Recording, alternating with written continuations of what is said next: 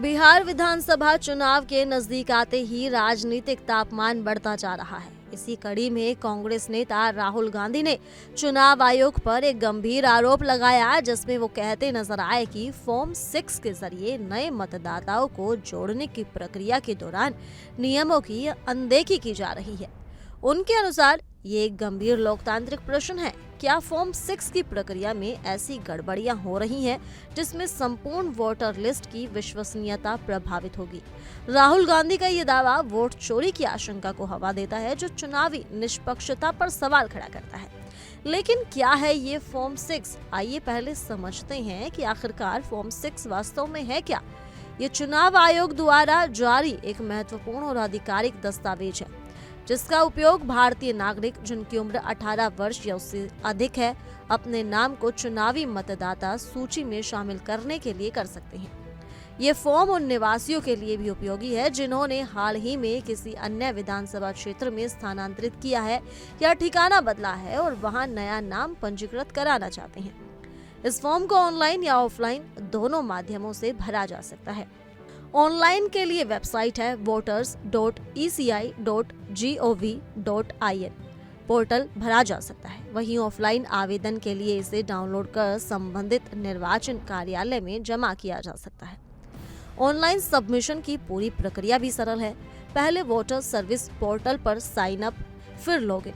वहां जाकर फॉर्म 6 चुनें, आवश्यक व्यक्तिगत विवरण भरें, जैसे नाम, जन्मतिथि, लिंग, रिश्तेदार का नाम, संपर्क विवरण, आधार नंबर, एड्रेस, साथ ही एक छोटा पासपोर्ट साइज फोटो अपलोड करें और डिक्लेरेशन पर साइन करें।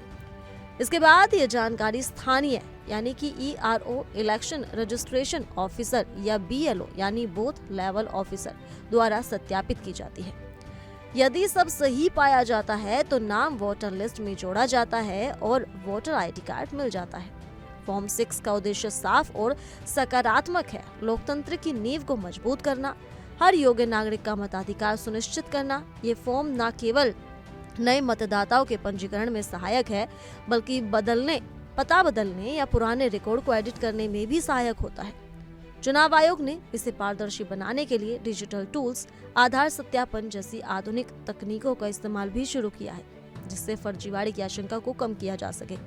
फिर भी राहुल गांधी ने आरोप लगाया है कि कुछ स्थानों पर इस प्रक्रिया का फायदा उठाकर मतदाता सूची में असमानताएं होने लगी हैं। हालांकि चुनाव आयोग ने इसका जवाब भी तुरंत दिया। उन्होंने कहा कि 91% से अधिक फॉर्म डिजिटल रूप से प्रोसेस हो चुके हैं और प्रक्रिया पूर्णतः ट्रांसपेरेंट रखी जा रही है। बिहार के लिए जारी प्रारंभिक मतदाता सूची में साफ लिखा गया है कि किसी का नाम बिना वजह नहीं हटाया जाएगा।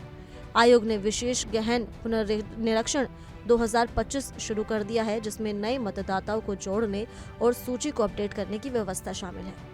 अब सवाल ये खड़ा होता है कि क्या राहुल गांधी के आरोप राजनीतिक चरित्र वाले हैं या वास्तव में लोकतंत्र का सच सामने लाने वाले?